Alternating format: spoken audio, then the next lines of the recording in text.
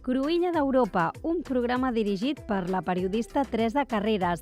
Aquesta temporada amb la col·laboració del divulgador en Ciències de la Salut Eloi Santos, de l'Institut de Recerca Josep Carreras i del periodista europeista Gabriel Vázquez, compromesos amb la salut, el medi ambient i la pau en un món just. Quan vaig arribar a Barcelona, me'n vaig enamorar del català. Una finestra a una cultura en resistència. Allà on vagis, fes el que vegis. Admiro molt a la Frida Dona. I pot fer molt tipus de bosses. Molt tipus, de tot tipus. Ai, de mi, llorona, llorona. Fins a 25 mexicans van mostrar les seves habilitats.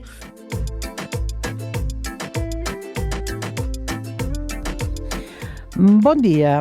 En el darrer Cruïlla vam parlar de ciència, però tornem als debats que el president Trump ha posat ja de moda.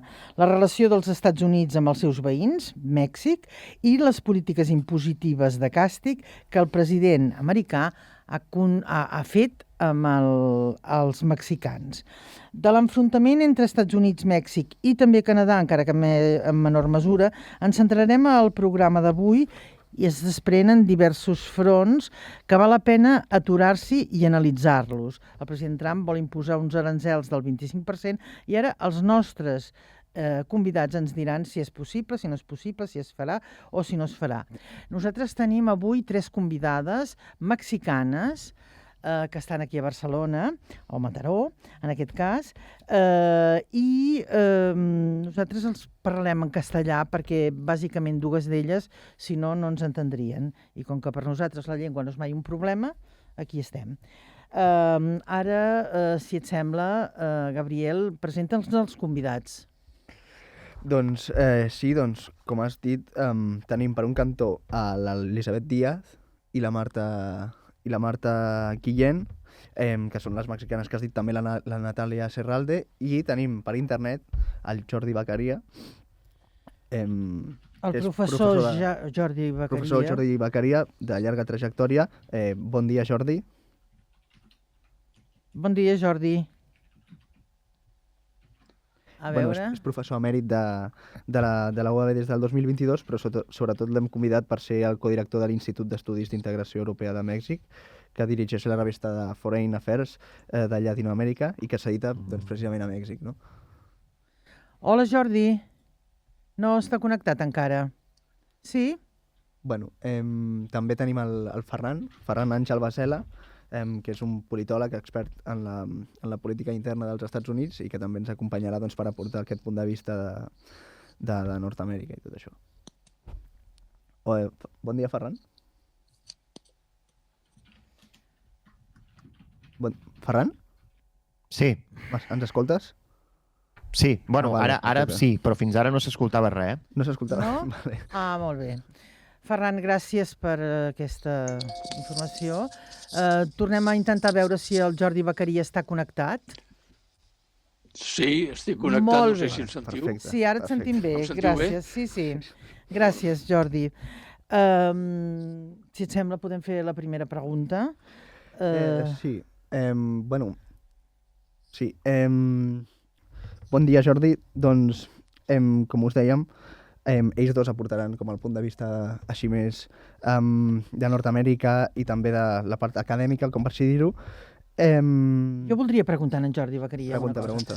Jordi, com és que des de la Universitat Autònoma s'us va ocórrer crear un institut d'estudis d'integració europea a Mèxic? Per què Mèxic? No tenim tampoc connexió? Jordi? Doncs li volíem... No sé, tenim algun problema de connexió? Bueno, si no li podem traslladar en el Ferran. Bueno, no, ell no sabrà això, probablement. Però...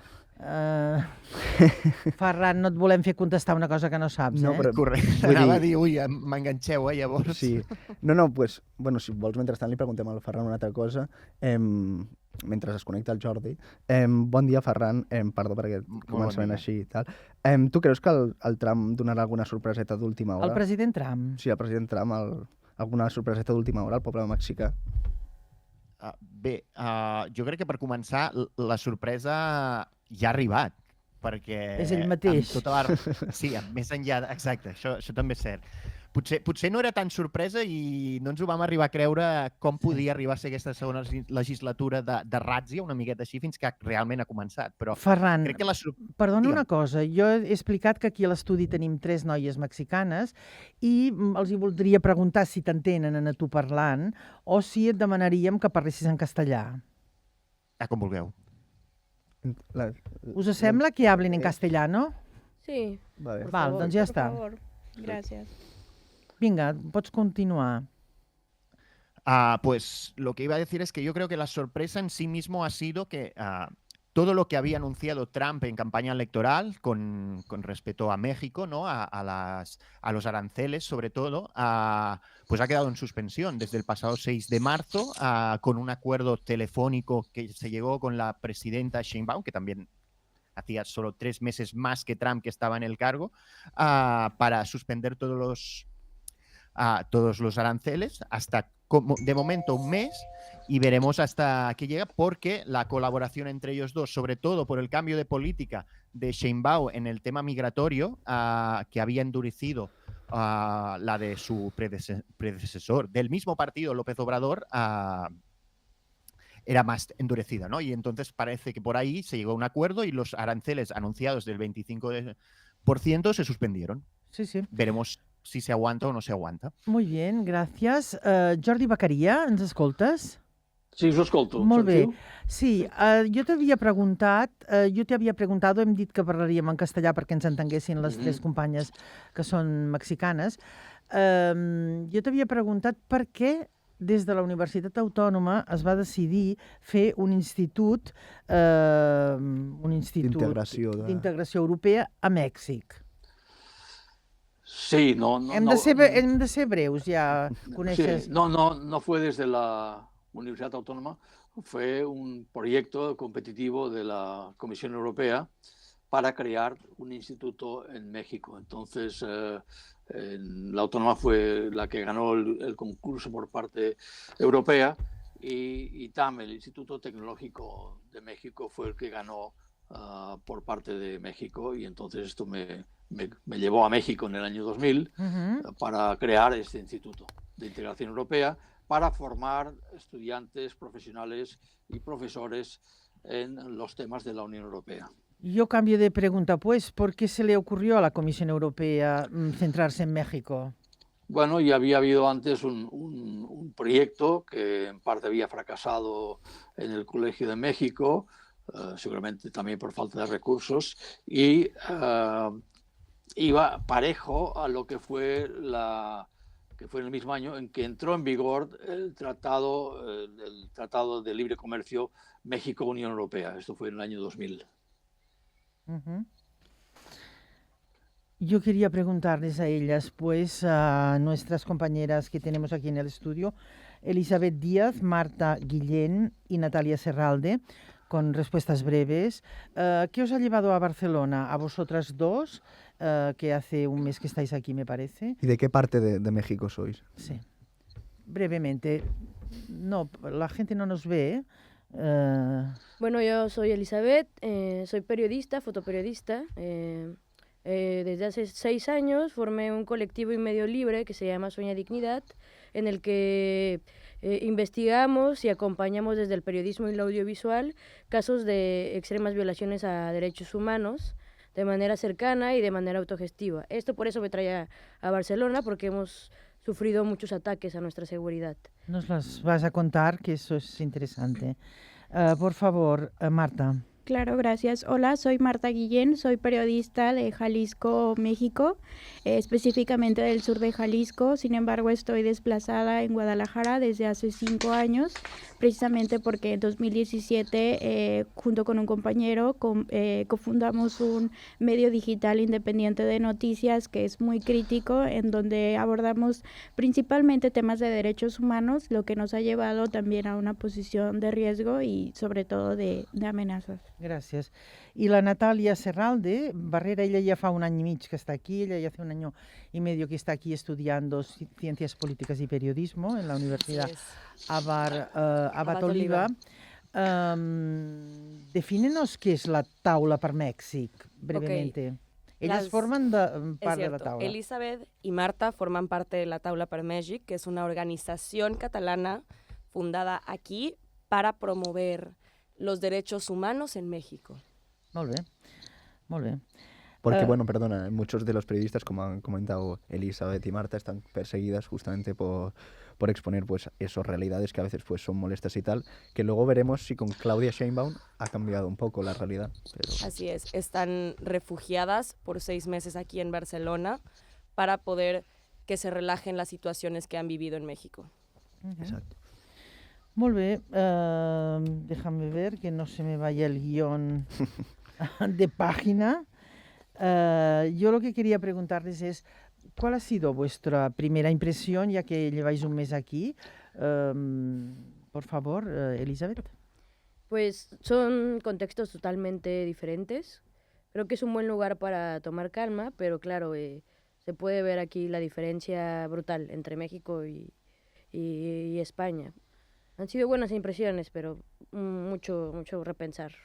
¿Y tú, Marta? Concuerdo con mi compañera, es un contexto muy diferente, muy distinto. Sin embargo, ha sido muy bueno salir precisamente de este contexto del día a día, estar en una crisis tras otra y tener como un poco de calma. Vosotras todas, imagino que al ser mexicanas claramente, tenéis familia allí, no sé también cómo está la situación ahí, ¿cómo veis la relación entre Estados Unidos y México actualmente? ¿Tenéis miedo? ¿Hay incertidumbre por el futuro? ¿Cómo se ve? Pues totalmente hay incertidumbre. Tengo familia, creo que la mayoría de las personas mexicanas tenemos familiares que viven en Estados Unidos de manera legal o no. Y es una cuestión de incertidumbre total. Afortunadamente mis familiares que se encuentran allá están de manera legal, entonces al menos por ellos podemos decir que ellos están bien, pero la situación preocupante en México es esta cuestión de violaciones extremas a derechos humanos, de graves violaciones a derechos humanos, en todo este tema de migración, la parte de la militarización en las zonas limítrofes. Siento que esa es la parte más preocupante, ¿no? Nos suele ver cómo tratan a las personas, independientemente del país que sean, tanto a personas mexicanas como personas de Centroamérica que de pronto pasan por México y que quieren pasar hacia Estados Unidos, pues les toca lamentablemente sufrir múltiples violaciones a sus derechos humanos y ser muchas veces víctimas de reclutamiento forzado por parte del crimen organizado y demás. Gràcies, Marta. Jordi, suposo que et constarà, a finals de la setmana passada en la UPF se celebró un seminario que se llamaba Hacia el fortalecimiento de las relaciones entre Europa y América Latina, aprovechando que Barcelona será la ciudad invitada a la Feria Literaria de Guadalajara que se celebra a finales de año. Entonces aprovecho para preguntarte cuál crees que tendría que ser el papel de Europa con México y América Latina. ¿Por dónde pasa ese fortalecimiento de las relaciones?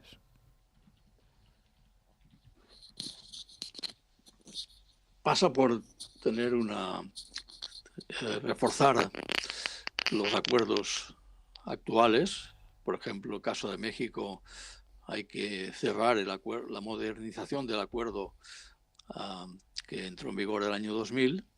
Hay toda una estructura de diálogo político y esto evidentemente va más allá de lo que es un acuerdo de libre comercio, y también hay acuerdos de libre comercio con otros países, con Chile, también con la Comunidad Andina, también con Centroamérica, y ahora pues evidentemente hay que acabar de cerrar el acuerdo con Mercosur, y esto depende pues tanto por parte de los países que forman parte de Mercosur como también y sobre todo la parte más conflictiva que puede ser de los países europeos, que pueden estar en desacuerdo con el acuerdo Mercosur. Y por lo tanto hay dos vías. Una es la vía económica de incrementar las relaciones económicas. Es un buen momento, visto que Estados Unidos y Trump están poniendo en algunos casos dificultades a este tipo de relaciones con Estados Unidos, y también es un buen momento para el diálogo político, para fortalecer la democracia y el cumplimiento de los derechos humanos en los países de América, y obviamente esto también da una ventana de oportunidad para Europa. No es fácil, pero es una oportunidad que Europa no puede perder. Yo no quiero dejar de preguntar a Ferran, Ángel Basela, ¿cuál es la diferencia del presidente de los Estados Unidos, Trump, en este segundo mandato en relación al primer mandato, que él, cuando llegó parecía la cosa más tímida, ahora todo parece un poco más agresivo? Amenazó con poner un muro. No sé si te lo parece a ti. Bueno, de hecho, lo del muro, la frontera realmente puso un muro. No sé si llegó al final en todo el recorrido de Estados Unidos, pero hay una parte que es clarísima, que el muro está allí, y en tema inmigratorio ya endureció sus condiciones, pero yo creo que de momento este segundo mandato está más las amenazas que de momento lo que realmente ha pasado. Ya digo que como se ha llegado a un acuerdo quizás sorpresivo, porque Claudia Sheinbaum no deja de ser, aunque haya cambiado un poco las políticas, no deja de ser del partido Morena, ¿no? Que es del partido de López Obrador, con el que Trump tenía malas relaciones, muy malas relaciones. Y hasta el momento lo que estamos viendo es estas amenazas que no se concluyen, supongo porque la parte de la inmigración, que era la que más se interesaba, sí que se está endureciendo. No sé hasta qué punto, como se vive realmente en México, está cambiando o no está cambiando. Sí que es cierto que ahora hace poco también se descubrieron estos abusos de derechos humanos muy, muy, muy grandes en el rancho Izaguirre, al lado de Guadalajara, si no recuerdo mal. ¿Puedes explicarlo muy brevemente? Porque me parece que es importante. Y a lo mejor todos nuestros oyentes no están metidos. Sí, claro. No, Ferran. Lo del rancho Guadalajara. Sí. Ay, perdón, el rancho Izaguirre. Nada, es un cartel, el que no tengo claro es qué cartel era de la zona de Guadalajara de México, que se descubrió hace poco que en una finca que se llamaba Rancho Izaguirre se estaban produciendo, era un campo de exterminio, básicamente, donde se reclutaban a jóvenes para el cártel, y todos los que no pasaban el entrenamiento, básicamente, en ese rancho eran desmembrados, quemados y enterrados ahí mismo. Era casi igual que un sistema de un campo de exterminio nazi aplicado ahí en México, en Guadalajara. Muy bien. ¿Tú quieres añadir alguna cosa, Marta? No. Gràcies. Pots continuar. No. Tornant al Jordi, decía la presidenta de México, la Claudia Sheinbaum, hace unas semanas que con Estados Unidos cooperamos y colaboramos, pero no nos subordinamos. ¿Qué quiere decir esto, Jordi? Los mexicanos dicen que son tiempos de espera y que México ahora está apostando pues más por una postura, por un perfil bajo, por así decirlo, a la espera de que se asienten un poco las políticas estadounidenses. ¿Cómo lo ves tú? ¿Está México en una situación donde pueda decidir? Bueno, México está atento a la reacción de Estados Unidos. Hay que ver esta amenaza de de aranceles que ha quedado pospuesta al 2 de abril, que vuelve a pasar. Evidentemente, yo aquí quizás no estaría tan de acuerdo en Ferran en que López Obrador estaba muy enfrentado con Trump. Al fin y al cabo, pues firmaron el nuevo acuerdo de libre comercio, que es el TEMEC, ¿no? En México está atado con Estados Unidos y Canadá.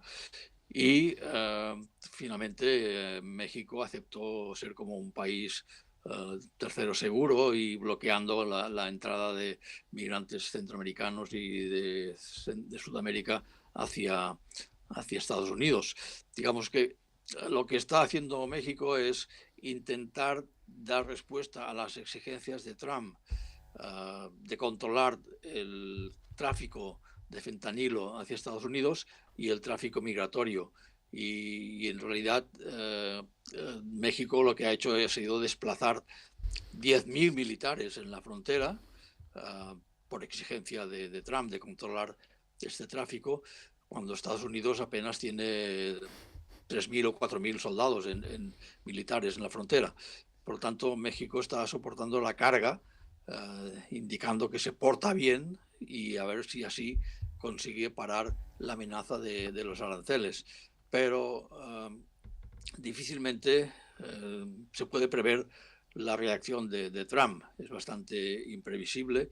Lo que hace Trump es pactar con los fuertes, sea China, sea Rusia, y depredar a los débiles, es decir, todos los que estén por debajo, e incluso pactar no con los débiles, sino con los débiles que someten a los débiles, ¿no? El caso de Bukele en El Salvador, que se ha convertido en la cárcel de Estados Unidos. Por tanto, qué papel va a jugar México depende de lo que Trump exija y depende de la respuesta que pueda dar México. De momento, México ha dado una respuesta patriótica, simplemente, pero nada más. Ahora vamos a escuchar a Natalia Serral de Barrera, un poco en relación a la política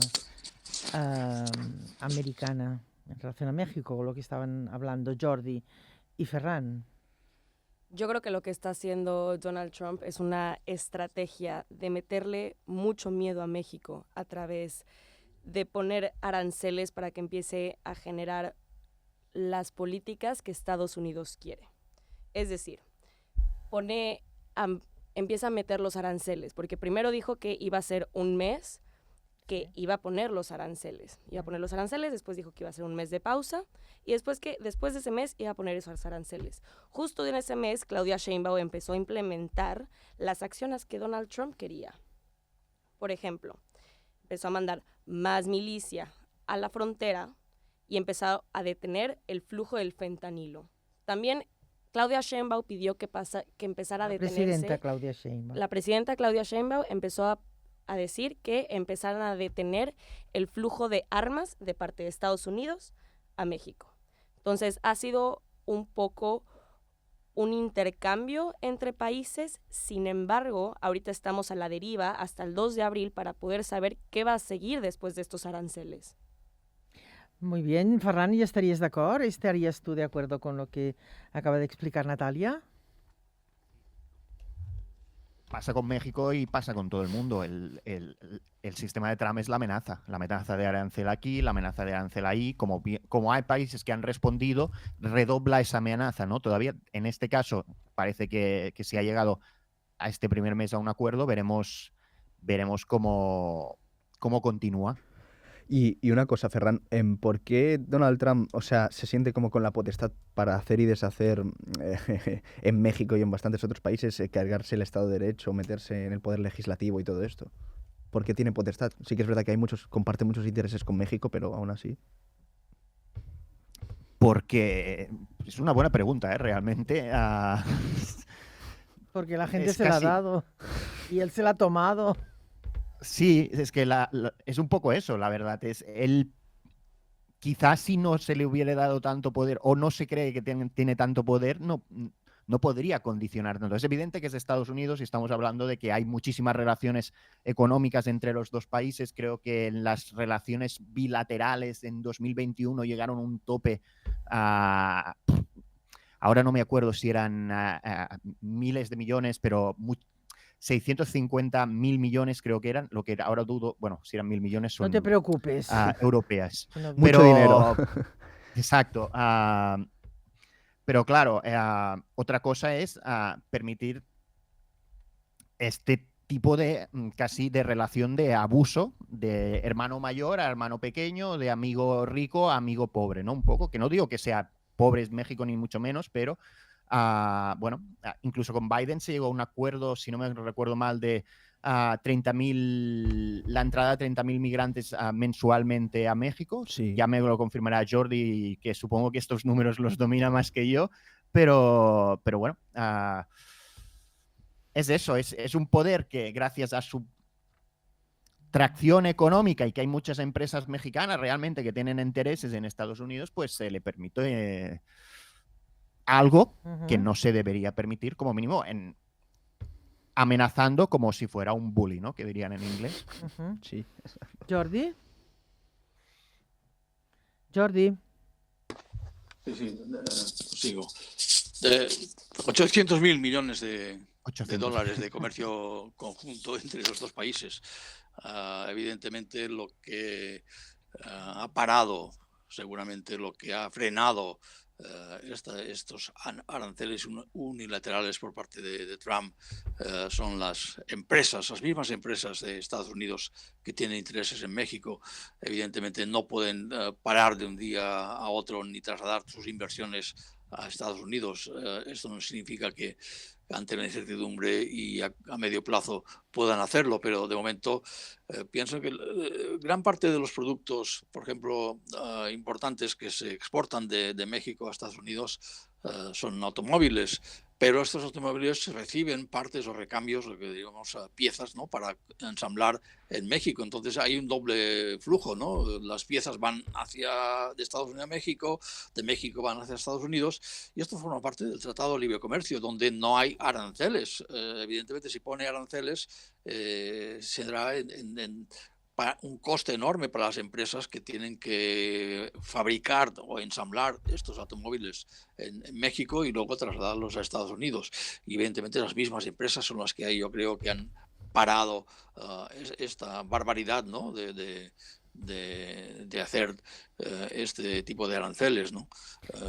Por ejemplo, en mi editorial que se va a publicar en la revista Foreign Affairs Latinoamérica que dirijo, yo digo que los que promueven desde Estados Unidos, ¿no?, Musk y todos los demás, y todos los demás, la inteligencia artificial, simplemente tienen que entrar en la inteligencia artificial y ver lo que dice Trump, poner Trump y aranceles y dirán la inteligencia artificial manifiesta que es un error enorme. Entonces, curiosamente, los que promueven la inteligencia artificial o no creen en ella o no la siguen, ¿no? Por lo tanto, el efecto que puede tener estos aranceles son enormes. Pueden cambiar, no solo para Estados Unidos, que va a tener inflación, pues esto Trump de momento parece que no lo sabe o no le importa, sino que va a cambiar la estructura económica de esta integración norteamericana entre Canadá, México y Estados Unidos. Y esto es algo que puede tener consecuencias muy graves para Estados Unidos. Es decir, el problema seguramente más importante, que también ya Ferran lo decía, ¿no?, es el problema no es tanto México o demás países del mundo, el problema es Estados Unidos. Es decir, Estados Unidos está cambiando hacia una autocracia, está rompiendo los balances entre los distintos poderes, y ahí pues, esto evidentemente es un riesgo enorme para Estados Unidos, luego también para el resto del mundo. A mí me gustaría saber, primero Ferran, a ver qué es lo que dice. Hay una persona que solamente la acaba de mencionar, Jordi Beccaria, Elon Musk. ¿Qué papel está jugando el señor Elon Musk, Ferran? Y luego me gustaría saber brevemente la opinión de nuestras tres compañeras mexicanas. Pues realmente el papel de Musk, yo creo que no lo llegamos a saber qué es. El problema real es que es un poco eso. Ha creado una agencia que es el DOGE, ¿no? Para la reducción de las administraciones, pero que sin ser un cargo realmente, o sea, que no es un cargo de secretario de Estado, no está reconocido en ese sentido como los otros, se puede meter, por decirlo de alguna forma, en cada una de las diferentes agencias gubernamentales americanas para decir que se tiene que recortar o que no se tiene que recortar, ¿no? Como ahora salía en la agencia de educación este pasado fin de semana que recortaban casi todos los fondos sobre todo en todo el tema de la diversidad, perdón. Pero lo que hace Musk es eso, puede decidir, y de hecho eso ya ha generado algún tipo de fricciones, ¿no?, entre el mismo gobierno, porque está tomando decisiones en agencias donde él no tiene ningún tipo de potestad. Esta organización que se ha creado, ¿no?, este organismo, el DOGE, no tiene potestad dentro de las agencias, con lo cual, bueno, es una relación extraña. Parece que de un cargo como de asesor, pero un asesor con mucho poder, muchísimo poder, y que además está con actos que a mí me parecen algo muy, muy surrealistas, que fue el mayor anuncio que se ha hecho nunca delante de la Casa Blanca, que fue vender un coche Tesla ahí delante, que era un anuncio en directo, que es que Trump estaba leyéndolo en la lista de precios. Ahora queríamos saber la opinión de las tres mexicanas que tenemos aquí en el estudio. Tal vez eres tú primero, Marta. Claro, gracias.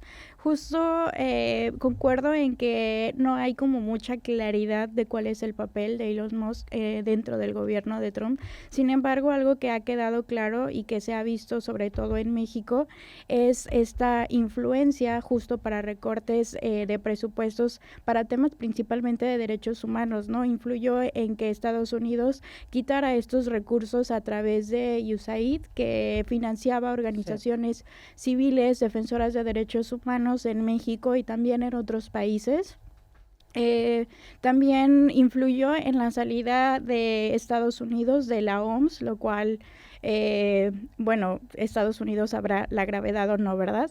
Pero justo, también otro poder que ha tenido, y bueno, es dueño de X, pero ha silenciado y ha...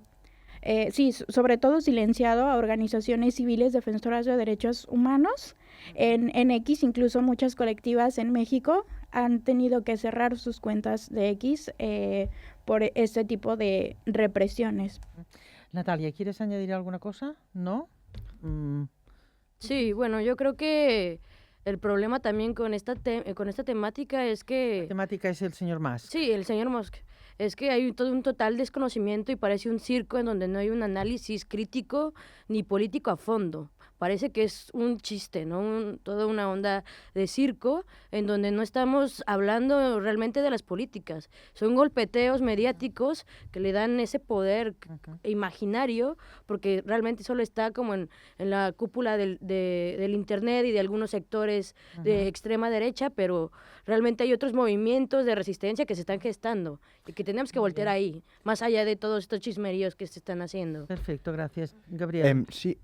El tema de las deportaciones, ¿vosotras cómo lo veis? Porque recientemente no paramos de ver noticias de que los venezolanos, muchos de ellos, que están, irregularmente en el país, y los que no, también están muchos siendo deportados a prisiones de El Salvador y están siendo tratados como si fuesen criminales. ¿Tenéis miedo de que pueda pasar esto con los mexicanos? ¿Prefieres más no decir nada tampoco? Yo podría... yo adelante. Personalmente acompaño también a muchos migrantes y he acompañado varias caravanas, ¿no? Tanto de desaparición, de exigencia de aparición y también de exigencia de tener papeles. Yo creo que pues ahí está la problemática. Entre México y Estados Unidos va a haber un jugueteo, pero como decían durante el programa, ¿no? El problema es que se nos estamos llevando a otras personas de otras nacionalidades entre en medio, ¿no? Parece que es un jugueteo con personas y así es, ¿no?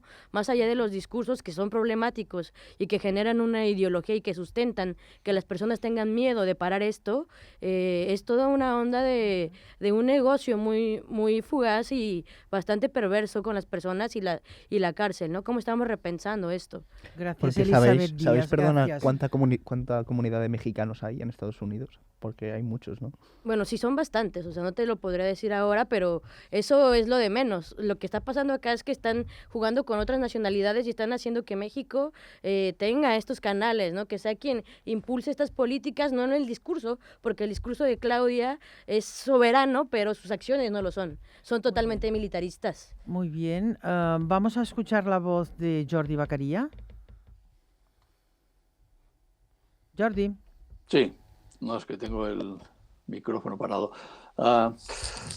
Bien, parte del tema de la migración. ¿Se ha cortado? Sí? Parece que sí. Vale. Pues Ferran, si vols afegir alguna cosa. No, yo añadiría que en tema de la inmigración... Hola, Mira, hola. ahora ha vuelto. Sí, es que se me va la Venga, vamos al grano, que ya tenemos poco tiempo. Lo que se intentó ya tanto en el mandato de Trump como también luego Biden no cambió mucho su política, es que México intentase sellar la frontera del sur de Guatemala para evitar la entrada de migrantes. Esto es muy difícil. Cualquiera que conozca la frontera entre Guatemala y México sabe que es muy porosa. No se puede construir un muro. Lo intentó Trump en el norte y tampoco lo ha acabado de conseguir. Y luego también hay la amenaza en Panamá, el tema del canal, donde Panamá ha respondido como intentar sellar, cerrar el flujo por el llamado tapón de Dairén, que es además una zona selvática muy peligrosa, donde los migrantes intentan cruzar y cruzan y a veces perdiendo la vida ahí mismo, ¿no? Entonces, el flujo de migrantes que recorre desde el norte de Sudamérica, digamos, Venezuela, Colombia, Ecuador, hacia Estados Unidos, es constante, a pesar de los riesgos y peligros en atravesar el tapón de Dairén y luego también en atravesar incluso el mismo México, ¿no? Los famosos trenes que lastiman a los inmigrantes cuando intentan subir en marcha, etc. Entonces, lo que no hizo ni Trump ni tampoco Biden es algo que, por ejemplo, la Unión Europea sí hace, se encontrará bien o mal, pero en todo caso, si quieres que los países vecinos sellen las fronteras, tienes que acompañarles en algún tipo de apoyo. Y lo que hizo Trump y Biden siguió es que México cumpla sellando sus fronteras sin darles nada a cambio, es decir, sin apoyarles económicamente.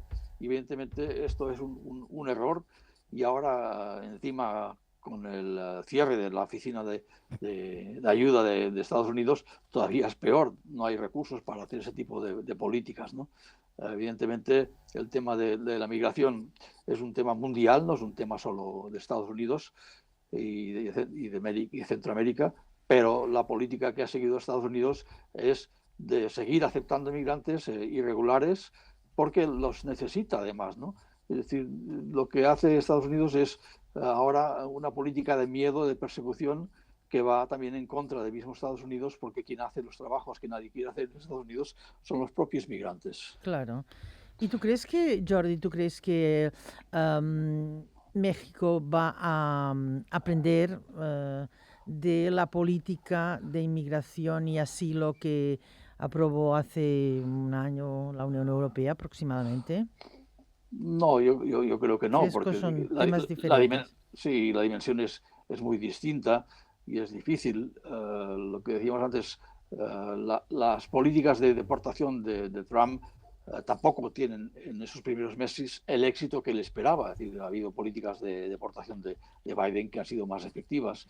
La deportación de mexicanos no es un problema, simplemente los envía al otro lado de la frontera. Y la presidenta Claudia Sheinbaum dice que los va a recibir con los brazos abiertos, pero los brazos abiertos no son recursos abiertos, tampoco tiene tantos recursos para aceptar a todos los inmigrantes mexicanos que llegan. Y además los que no son mexicanos, que también cruzan de vuelta la frontera y los tienen que atender, ¿no? Entonces es una dimensión humana enorme, con unos problemas enormes para resolver, que Estados Unidos no va a apoyar, simplemente los expulsa. Y es importante decir que también en esta política, fíjense que a pesar de los problemas de democracia en Venezuela que hubo, Venezuela ahora no aparece en el radar. ¿Por qué? Porque ha aceptado simplemente que deporten a sus emigrantes. Ya no es un problema para Estados Unidos Venezuela, ni es un problema para el mundo. No aparece en ningún sitio la dictadura de Maduro hacia los venezolanos. También es curioso que busca cómplices, el caso de Bukele en Salvador, para sus políticas de deportación. Tiene amigos como Milei, y los demás países latinoamericanos, si observáis, no dicen nada, se ponen de perfil para que no les salpique la política de Trump. Es decir, la situación en América Latina es, unos se abrazan a Trump y quieren ser sus amigos, otros se ponen de perfil para no enemistarse y a ver si se olvida de ellos, y evidentemente lo que sería la calidad de la democracia en América Latina se está resintiendo enormemente. A mí me gustaría preguntarle a Ferran si cree que existe relación del gobierno americano con los cárteles, 8, 10, no sé cuántos existen en México. El principal es el de Sinaloa, ¿no? Sinaloa, perdón, si no voy mal encaminado. Sí. ¿Hay una hoja de ruta en ese sentido? Sí, eso es lo que quería que nos dijera Ferran.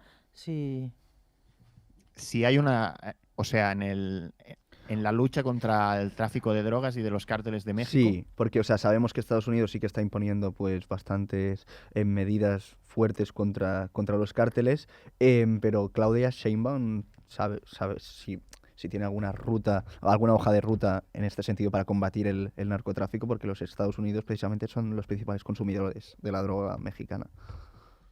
A ver, Sheinbaum, la presidenta Sheinbaum, uno de sus hitos para postularse y ganar reconocimiento en México fue precisamente su trabajo contra el narcotráfico cuando era alcaldesa de Ciudad de México. Ahora lo estoy diciendo. Uy, se me ha ido un poco la cabeza, pero creo que sí, que era Ciudad de México. Elizabeth, a ver. ¿Cuándo era alcaldesa de? Sí, de la Ciudad de México. De Ciudad de México, sí. Perdón, es que estaba... No pasa nada. Todo el mundo se puede equivocar. Precisamente su gestión del narcotráfico y de la violencia le ganó el reconocimiento y quizás fue el paso definitivo al salto ahora a ser la presidenta del país. Pero en ese sentido creo que lo ha dicho Jordi al principio, si no recuerdo mal, la principal lucha, entre comillas, o elemento que está es sobre todo el tema del tráfico del fentanilo, porque es una epidemia en Estados Unidos clarísima, y ahí creo que, si no estoy equivocado, y si no que lo confirme Jordi después porque creo que también tiene conocimiento, es que básicamente me tienes que controlar esto, pero yo no te doy recursos para controlar esto. Sí. De hecho, Trump lo usa como un arma para imponer los aranceles. Es la amenaza continua. Es su sistema de amenaza continua, pero sin darte, sin llegar a una colaboración, ¿no? Tú pones tanto, yo pongo tanto, y entre los dos intentamos mejorar esta situación, ¿no? En el narcotráfico. Jordi. Sí, evidentemente. A ver, Trump es un mentiroso compulsivo y ha mentido siempre y muchas veces. Se puede aceptar que lo que dijo de que el gobierno de México estaba apoyando al narcotráfico es una mentira o es una verdad. Lo que sí sabemos es que la política de abrazos y no balazos de López Obrador fracasó, y lo que sí es evidente es que López Obrador incluso llegó a verse en el territorio del Chapo Guzmán y con la madre del Chapo Guzmán cuando él estaba encarcelado. Evidentemente hay un juego de toma y daca entre Estados Unidos y México. Yo te doy, a veces incluso te cedo, ¿no? O te envío a estos narcotraficantes a cambio de algo. Siempre ha habido una cooperación en el ámbito de las drogas entre Estados Unidos y México. La famosa DEA ha colaborado con el gobierno de México siempre. Para bien o para mal, no vamos a entrar en esto, pero simplemente decir que en los últimos años esta colaboración se ha cerrado y México no ha querido entrar en ese tipo de apoyos de la Oficina de Antidrogas de Estados Unidos en su búsqueda y en su persecución en México, y tampoco les ha dado apoyo económico. Por lo tanto, sí se sabe y hay evidencias de que el crimen organizado, porque no solo narcotráfico, es crimen organizado,